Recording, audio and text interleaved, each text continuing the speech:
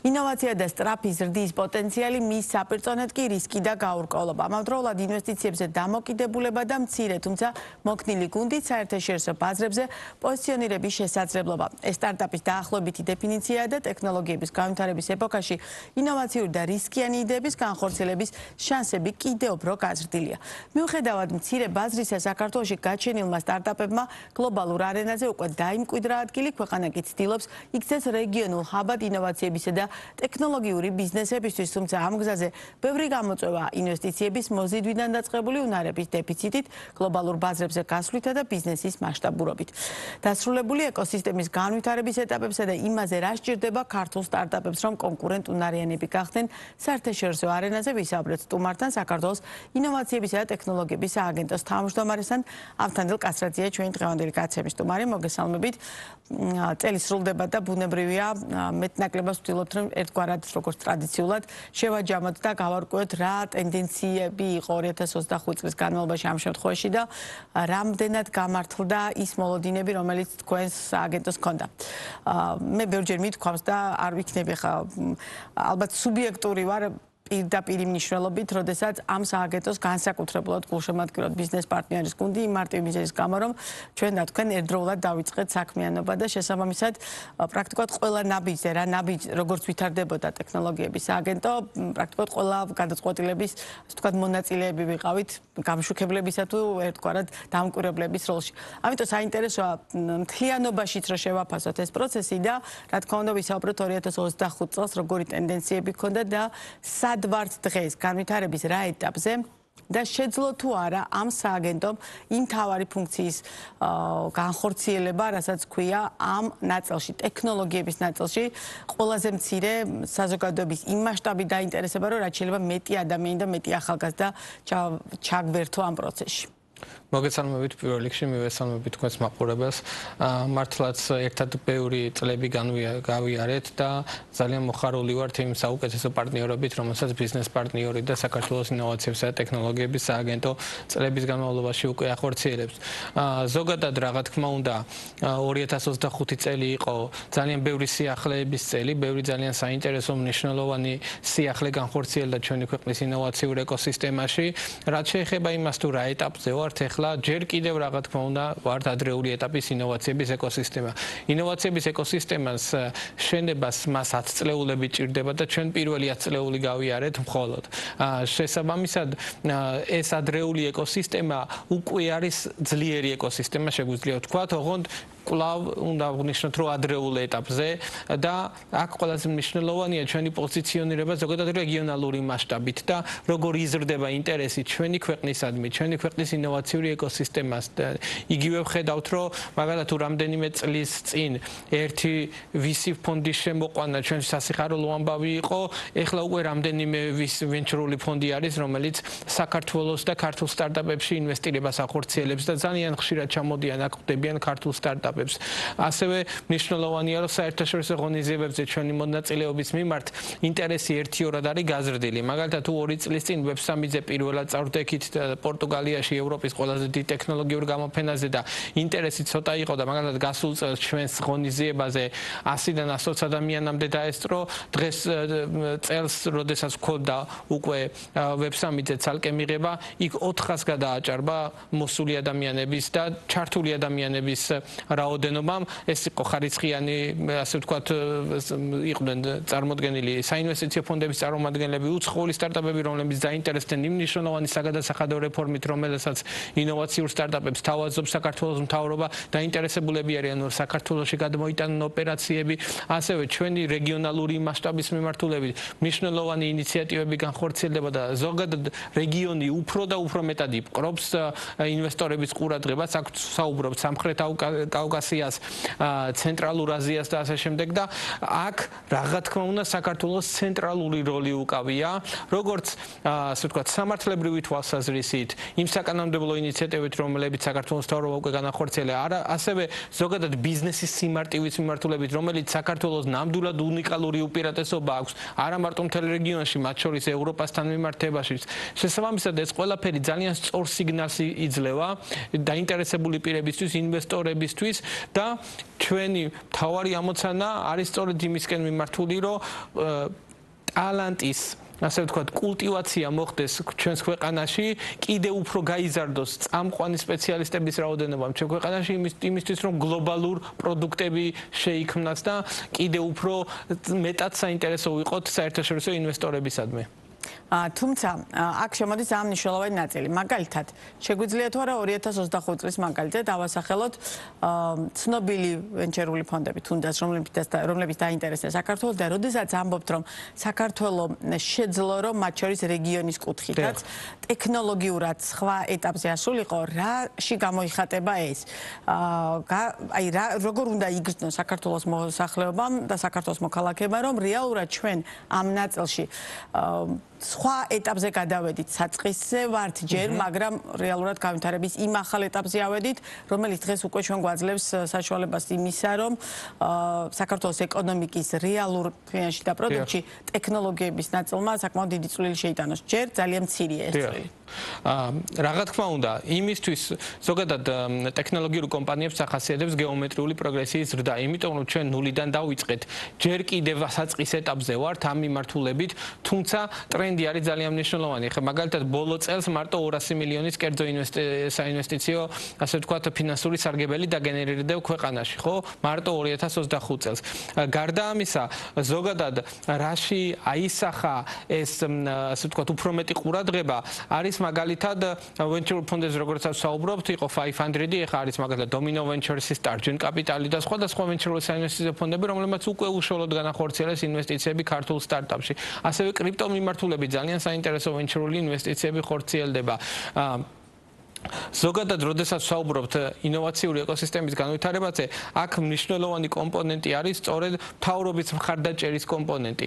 და აი ამ მიმართულებით განსაკუთრებით ბოლო საგადასახადო რეფორმა, რომელიც საქართველოს მთავრობამ განახორციელა, რომელიც გულისხმობს სტარტაპებისთვის 0%-იან საგადასახადო რეჟიმს.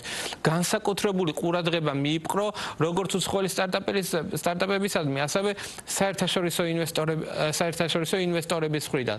ასევე კიდევ როდესაც საუბრობთ აქტიურობაზე, მთელი ჩვენი საგრანტო პროგრამების ნაწილში, რომელიც წლების განმავლობაში მოგეხსენებათ ინოვაციების და ტექნოლოგიების სააგენტოს მნიშვნელოვანი საგრანტო პროგრამები აქვს განხორციელებული, 550 განაცხადი იყო ყველაზე მაქსიმუმი, რომელსაც მიუღია. წელს გადავედით ჩვენ მაგალითად უკვე აქსელერატორის პროგრამაზე. და აქედან 2 აქსელერატორს აქვს გამოცხადებული მიღება, 2 6 თვეში გამოაცხადებთ, ხო? იმ ორიდან ერთმა უფრო ადრე გამოაცხადა, მეორემ ცოტა გვიან.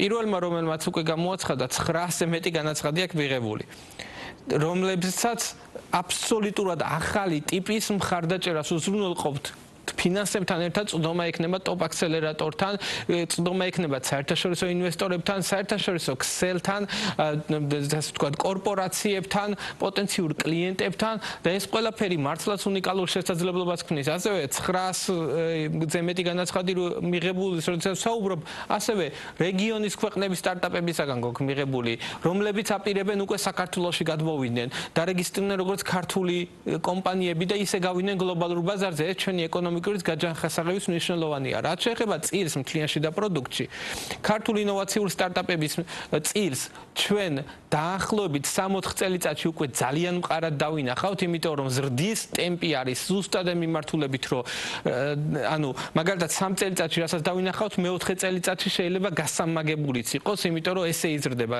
სტარტაპ ეკოსისტემა, IT ინდუსტრია, რომელიც ასევე ტექნოლოგიური მიმართულებით ჩვენი მხარდაჭერით ასე ვთქვათ ვითარდება, იქ უკვე საგრძნობლად დაიწყო. მთლიანი შიდა პროდუქტის 5% დღეს არის საერთაშორისო ტექნოლოგიური კომპანიების საქართველოში შემოყვანის დამსახურება. IT ინდუსტრიის ზრდა, რომელიც ბოლო 4 წელიწადში მოხდა, საერთოდ არნახული არის. მთლიანად შეცვალა ექსპორტის სურათი. ჩვენი ქვეყნის ექსპორტში იყო 0.2% 2020 წელს IT პროდუქტები. დღეს არის უკვე 7%.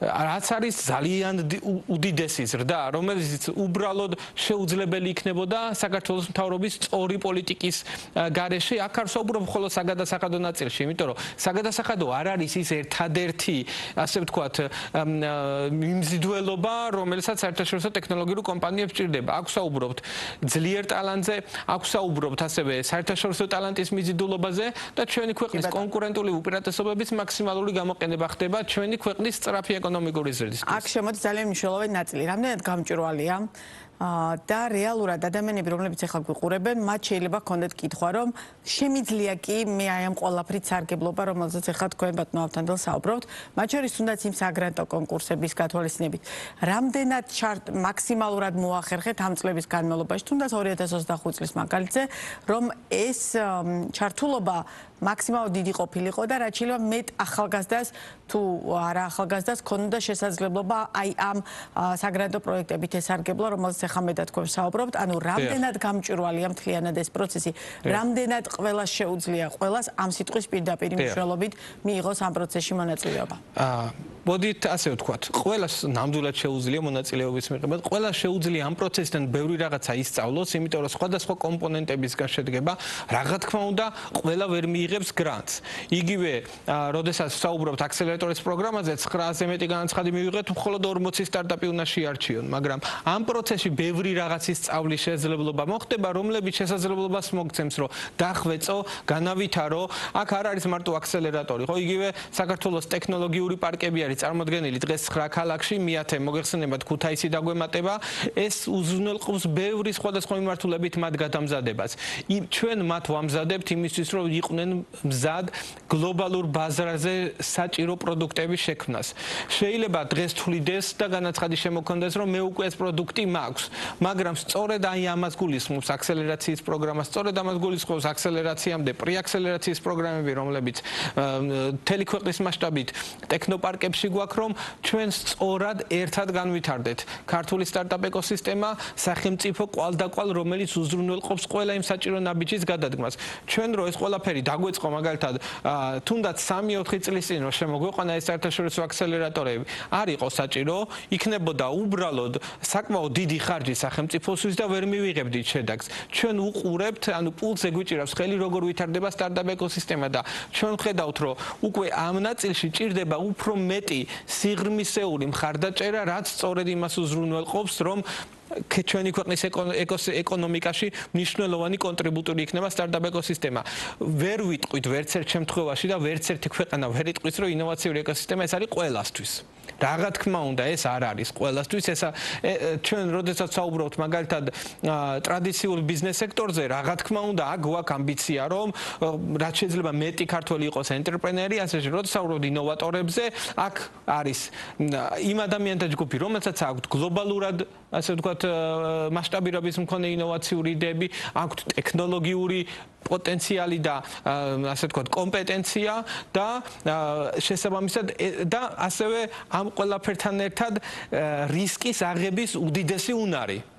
იმიტომ რომ სტარტაპი გაკეთება არის უამრავ რისკთან ასოცირებული, ვიცით საერთაშორისო სტატისტიკა რომ 90% ფეილდება, შესაბამისად აი ამის უნარიც უნდა კონდეს, რომ ესეთ რთულ საქმეში შეხვიდე, საიდანაც იცი რომ 10-დან 9 შემთხვევაში დამარცხებული გამოხვალ და შენი სტარტაპი წარმატებას ვერ მიაღწევს. ამიტომ რა თქმა უნდა, რაც შეიძლება ვცდილობთ იყოს მასიური ჩართულობა, თუმცა ამასთან ერთად ვცდილობთ რომ იყოს უფრო ტარგეტირებული სწორედ იმ ადამიანთა ჯგუფების მიმართ, რომლებსაც შეუძლია აი ამ პატარა სტარტაპის გაკეთებით მნიშვნელოვანი ნახტომი გააკეთოს ჩვენი ქვეყნის ეკონომიკაში სტარტაპის ზრდასთან ერთად.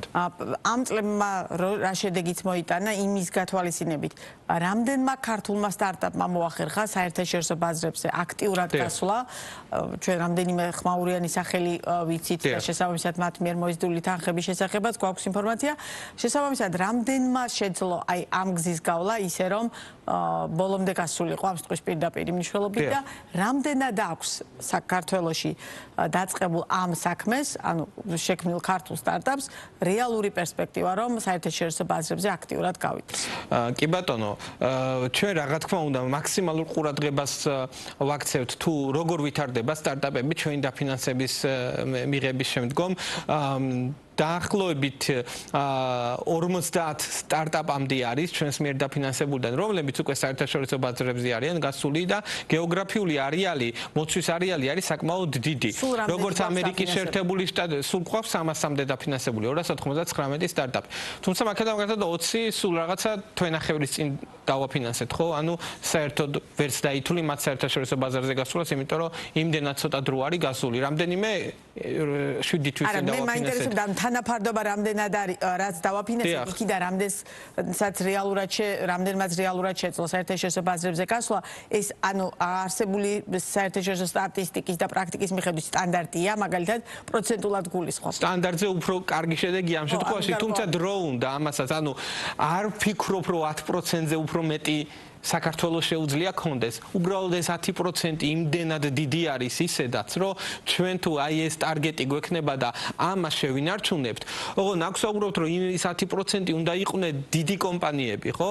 დღეს მაგალითად ერთ-ერთი სტარტაპი უბრალოდ მე არ მაქვს უფლება რომ დავასახელო ხმამაღლად მისი სახელი, უკვე გავიდა საინვესტიციო, ასე ვთქვათ, კაპიტალი გამოაცხადა $350 მილიონ ინვესტიციაზე. ერთმა ქართულმა სტარტაპმა, ხო?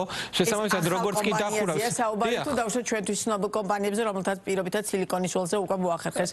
ისინი სილიკონის ველზე არ არიან, უფრო ევროპულ ბაზარზე უყურებენ და აზიის ბაზარზე, შესაბამისად, თუმცა ცნობილი კომპანია, ასე ვთქვათ, მაგრამ როგორც კი დახურავს ამ საინვესტიციო წინადადებას, ის რა თქმა უნდა საჯარო გახდება.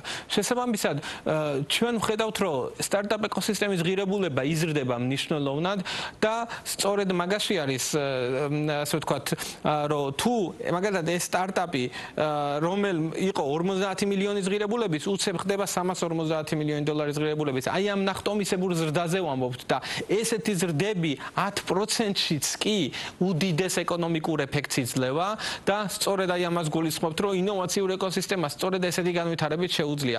ჩვენ თუ ტარგეტი გვექნება, რომ უფრო მეტი პროცენტი იყოს წარმატებული. ამ შემთხვევაში მაშინ უნდა შევამციროთ სარისკო ბიზნესში ჩადებული ინვესტიციების რაოდენობა, უნდა მეტად გავფილტროთ, ასე ვთქვათ, გიჟური პირდაპირ გაგებით გიჟური ინოვაციური იდეები და ამ შემთხვევაში უკვე ვიქნებით უფრო როგორც ტრადიციული ბიზნესის დამფინანსებლები, რომელშიც რა თქმა უნდა, ასე ვთქვათ, დაფეილების რისკი მცირე არის, თუმცა ზრდის ის პოტენციალი არ გააჩნია, რაც ინოვაციურ სტარტაპებს და სწორედ აი ამას გულისხმობთ, რომ ციფრებმა არ უნდა შეგვაშინოს პირიქით უფრო მეტი სტარტაპის დაფეილებას ველოდებით, ვიდრე დღეს არის დაფეილებული და ესეც არის, ასე ვთქვათ, პროცესის ნაწილი, მაგრამ რაც ყველაზე მთავარია, იმ არ დაფეილებული სტარტაპებს შეუძლია ჩვენი ქვეყნის ეკონომიკაში მნიშვნელოვანი განვითარება უზრუნველყოს. 1000-ობით და 10000-ობით სამუშაო ადგილების შექმნათ. ზოგადად ესეთი არასწორი შეხედულობაა, რომ რაღაცა სტარტაპები დიდ სამუშაო ადგილებს არ ქმნიან. როგორც კი დიდ გლობალურ ბაზარზე გავლენ სტარტაპები, ისინი კიდე უფრო მეტ სამუშაო ადგილებს შექმნიან. ასევე მაღალანაზღაურებად სამუშაო ადგილებს, ხო? ანუ დღეს ქართულ სტარტაპებში არის 2.5-ჯერ უფრო დიდი საშუალო ხელფასი, ვიდრე საშუალო ხელფასი ჩვენს ქვეყანაში. IT კომპანიებში კიდე უფრო მაღალი არის, ხო? იმიტომ რომ IT კომპანიებიც, ასე ვთქვათ, უკვე მიუხედავად იმისა, რომ ტექნოლოგიური ბიზნესია, ანუ ტრადიციულ სექტორს უკეთებს მომსახურებას, ხო? ამ შემთხვევაში და შესაბამისად უფრო ნაკლებად რისკიანი, ასე ვთქვათ, ბიზნესი არის ეს და ამ მიმართულებით კიდე უფრო მაღალი ხელფასია, იმიტომ რომ ტექ ტალანტების საჭიროება მთელ მსოფლიოში უფრო და უფრო იზრდება. ეს ყველაფერი რა თქმა უნდა ჩვენ გვაძლევს იმის საშუალებას, ვიფიქროთ, რომ სწორი სამთავრობო პოლიტიკა და ინოვაციური ეკოსისტემის ერთობლივად ზრდა, ასე ვთქვათ, უზრუნველყოფს სწორედ იმ დიდ მიზნებს, რომლის მიღწევაც ჩვენ გვინდა ერთად. საქართველოს ხელისუფლებამ რამდენიმე ნაბიჯი გადადგა, მათ შორის ერთი ახსენეთ საგადასახადო ნაწილი, ასევე IT ბინადრობის ნაწილი, იმისთვის რომ ეს მიმართულება, რასაც ინოვაციური და ტექნოლოგიური განვითარება ქვია, რაღაც სხვა ეტაპზე გადასულიყო და ამ მიმართულებით გარკვეულწილად საკმაოდ ისეთ ფინანსურად და საკმაოდ სოლიდურ ფინანსებს დებს, ხო, ხელისუფლება. მაგრამ რამდენად შევძელით ამ წლების განმავლობაში, რომ საქართველოს ამ მიმართულებით რეგიონული ჰაბის ფუნქციის მატარებელ ქვეყნად გვექცია, ჩვენ გვაქვს ამის ამბიცია, გასაგებია, თუმცა მათ შორის თუნდაც ის ქუთაისის ტექნოლოგიური პარკის მშენებლობა თითქოს ჩანს, რომ ხომ არ გაიწელა გარკვეულწილად დროში და რეალურად რამდენად შევძელით, რომ ამ მიმართულებით ჩვენ ჰაბის ფუნქცია მეტნაკლებად შევასრულოთ. ზოგადად რა თქმა უნდა, ჰაბის ფუნქცია არის ამოცანა, თუმცა რა თქმა უნდა, კონკურენცია არის დიდი. შემიძლია გითხრათ, რომ აბსოლუტურად ყველა ქვეყანა ცდილობს, რომ იყოს ჰაბი. მათ შორის ჩვენი მეზობელი ქვეყნები, მათ შორის ცენტრალური აზიის ქვეყნები ცდილობს, რომ იყვნენ ის მიზიდულობის центრი, თუმცა შემიძლია სრული დარწმუნებით გითხრათ, რომ მაყურებლის გასაგებია, ანუ ქმნიან დაუშვათ იმ საკანონმდებლო, საგადასახადო შეღავათებს და ასე შემდგომ, რომ პირობითად სხვადასხვა ქვეყნებიდან, რადგან ტექნოლოგიები და ეს მიმართულება იძლევა საშუალებას, რომ დაუშვათ მსოფლიოს ნებისმიერ ერთ კონკრეტულ ქვეყანაში არ იყო და იმუშავა მსოფლიოს ნებისმიერ წერტილში, იმ კონკრეტულ ქვეყნებში ქმნიან შესაბამის სისტემას. აბსოლუტურად დგამენ ამისთვის შესაბამის ნაბიჯს. ვერ ვიტყვი, რომ საკანონმდებლო მიმართულებით ყველა ცდილობს თავის კონკურენტული უპირატესობა მაქსიმალურად გამოიყენოს. ხო, ზოგი არის ქვეყანა, რომელსაც აქვს უფრო დიდი ბაზარი. ზოგი არის ქვეყანა და ამით არის, ზოგი არის ქვეყანა, რომელსაც აქვს დიდი ფული. სხვა ტრადიციული სექტორიდან არის უფრო დიდი ეკონომიკა და ამის გამოყენებით. ხო, რო არ დავასახელოთ ზოგადად, ანუ ყველა თავისი კონკურენტული უპირატესობებით, ჩვენი კონკურენტული უპირატესობა არის უფრო მეტ თავისუფლებაში, ასე ვთქვათ, ეკონომიკურ სიჯანსაღეში, ბიზნეს თავისუფლებაში, საგადასახადო რეფორმებში, ტალანტში და ზოგადად ქვეყნის მიზიდულობაში, იმიტომ რომ ჩვენი ყველა რეგიონის ქვეყნების მოსახლეობისთვის საქართველო არის ერთ-ერთი საუკეთესო ადგილი საცხოვრებლად, სამუშაოდ, განვითარებისთვის და ასე შემდეგ. რასაც ვერ ვიტყვით, რომ სხვა რომელიმე ჩვენი რეგიონის ქვეყანა არის ისეთი მიმზიდველი, როგორიც არის საქართველო. შესაბამისად, ხო, ანუ არ ამგონია, რომ საქართველოს მოსახლეობა არ დაგვეთანხმოს, შეიძლება იმ ქვეყნის მოსახლეობა არ დაგვეთანხმოს, თუმცა ანუ ამ მიმართულებით ჩვენ ვხედავთ, რომ ანუ ძალიან დიდი ტექნოლოგიური ტალანტი დღეს საქართველოში შემოვიდა. ჩვენ ხო ძალით არ შემოგვიყვანია ეს ტალანტი, ციფრები მეტყველებს. ანუ, როდესაც საუბრობთ, რომ უკვე 50,000-ზე მეტი საერთაშორისო ტექ ტალანტი არის საქართველოში და აქედან მუშაობს, აქედან ახორციელებს თავის ბიზნეს ოპერაციებს, რაც არის რა თქმა უნდა ჩვენი ქვეყნის ეკონომიკისთვის შენაძენი. ამიტომ ჩვენი მნიშვნელოვანი კონტრიბუცია მიდის, რომ ვიყოთ მართლა ტექნოლოგიური ჰაბი. ეს აღიარებულია თუნდაც იმით, რომ 4 საერთაშორისო წამყვანი აქცელერატორი შემოვიდა. ესეთი უნიკალური შესაძლებლობა არც ერთ სხვა ქვეყანას არ აქვს. საგადასახადო მიმართულება ერთი. ასევე ქუთაისის ტექნოლოგიური ჰაბი. არ ვიტყოდი, რომ გაიწელა, იმიტომ რომ ჩვენ ხარისხიანად ვაკეთებთ. ქუთაისის ეს შენობა იყო ძალიან პრობლემური. თავიდანვე იყო ძალიან პრობლემური. ადამიანები, რომლებიც ძალით იყო გადაყვანილი ქუთაისში პარლამენტისთვის, სხვა გზა არ ქონდათ და იყვნენ იმ შენობაში, სადაც სუნთქვაც კი ჭირდა, იმდენად პრობლემური შენობა იყო. ჩვენ ვაკეთებთ ხარისხიანად, რათა ჯანსაღი გარემო იყოს იმისთვის, რომ წამყვანი ტექნოლოგიური კომპანიები გადავიდეს ჩვენ უკვე რამდენიმე თვეში შესაძლებლობა გვექნება, სანამ ქუთაისის ტექნოლოგიური ჰაბი მთლიანად გაიხსნება, მუზეუმის ნაწილი უფრო ადრე გავხსნათ. ასევე მნიშვნელოვანია, რომ ტუმოს საერთაშორისო სკოლა განთავსდება ის და რეგიონალური მიმართულებით კიდევ უფრო მიზიდულობის ცენტრი იქნება. გარდა ამისა, ეს არ ავიღოთ ცალკე თითქოს, ანუ ეს ერთი შენობა ჰაბის ფუნქციას.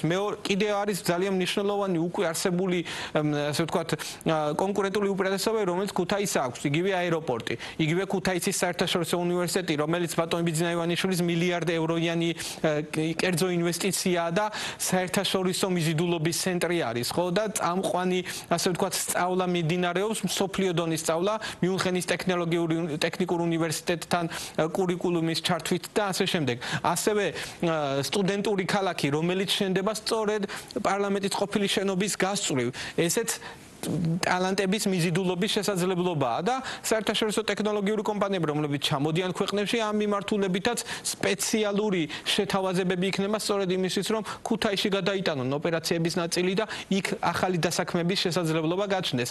და ეს ყველაფერი ერთობლიობაში, რა თქმა უნდა, როგორც უცხოური ტალანტისთვის, ისე ადგილობრივი ტალანტისთვის მნიშვნელოვანი ინსენტივია, რომ სწორედ ქუთაისმა შეითავსოს ერთ-ერთი მნიშვნელოვანი ტექნოლოგიური წერტილის როლი გლობალურ გლობალურ ტექნოლოგიურ რუკაში. კი ბატონო, აი ამ ნაწილში მოგყვებათ ბიზნესი, აი ამ ტემპებში, პირობითად, რასაც ახლა თქვენ თვლით სახელმწიფოს გადაწყვეტილებების ნაწილში, ქართული ბიზნესი და ქართული ტექნოლოგიური თუ სტარტაპ კომპანიები რამდენად აქტიურებიან და რამდენად მოგყვებიან აი ამ ტემპში? ქართული ტექნოლოგიური კომპანიები ამ შემთხვევაში ესენც ქართულებად ითვლებიან უკვე, მაგრამ აი საერთაშორისო ტექნოლოგიური კომპანიები, რომლებიც ჩამოვიყვანეთ, ისინი მზად არიან როგორც კი გაიხსნება ქუთაისის ტექნოლოგიური ჰაბი, გახსნან ოფისები, ასაქმნონ ადამიანები იქ და შესაბამისად ამ ნაწილში მოყვებიან.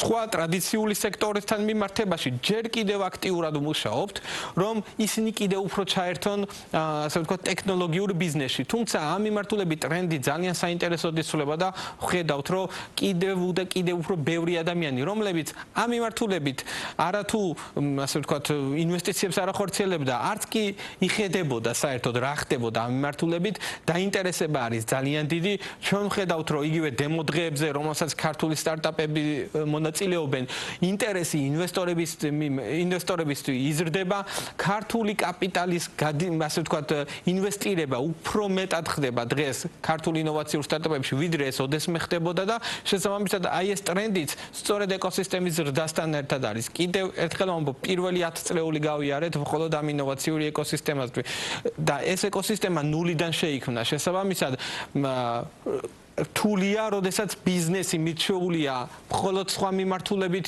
ასე ვთქვათ, განვითარებაზე და დაინახონ აქ პოტენციალი. თუმცა, იმდენად, ასე ვთქვათ, იყო ჩაღა სტარტაპ ეკოსისტემამ საქართველოს მთავრობის განსაკუთრებული ყურადღება და პრიორიტეტი და ანუ ძალიან მნიშვნელოვანი, როდესაც პრემიერ-მინისტრის მხრიდან ხდება ესეთი მნიშვნელოვანი ინიციატივები, ხო, იგივე საგადასახადო რეფორმები, ასე შემდეგ, ეს ძალიან სწორ სიგნალს იძლევა ქართული ბიზნეს სექტორისადმი, რომ აქ არის პოტენციალი და ეხლა თუ არ ვიქნებით ამის ნაწილი, მე უბრალოდ თამაშგარემ მდგომარეობაში აღმოჩნდებით და შესაბამისად ეს გვაძლევს კიდევ უფრო მეტი, ასე ვთქვათ, პერსპექტივის იმედს. და ჩვენ საუბრის ბოლოს 2026 წელს რა გეგმებით ხვდებით?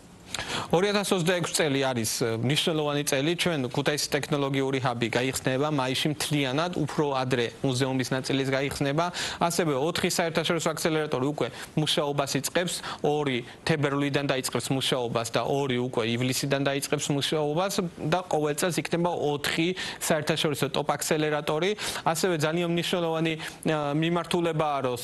მიმართულება არის უცხოური სტარტაპ კომპანიების მოზიდვა ჩვენს ქვეყანაში, რომ ჩვენი ქვეყნის ეკონომიკის განჯანსაღება უფრო სწრაფად მოხდეს და სამუშაო ადგილები კიდევ უფრო სწრაფად შეიქმნეს ტექნოლოგიურ ბიზნესში და ეს საგადასახადო რეფორმა, რომელიც განვახორციელეთ, შესაძლებლობას გვაძლევს, რომ ინოვაციური სტარტაპის სტატუსი მივანიჭოთ კომპანიებზე კიდევ უფრო წავახალისოთ ჩვენი ქვეყანაში გადმოსვლისთვის. ჩვენ უკვე მივიღეთ განაცხადების გარკვეული რაოდენობა ტექნოლოგიური კომპანიებისგან. აქტიურად ემუშავებით უცხოურ კომპანიებს, რომ თუნდაც საგადასახადო აი ამ რეფორმის აი ამ შეღავათების ნაწილში უშუალოდ დაინტერესოთ. ჩვენ ყოველდღიურ რეჟიმში მუშაობთ.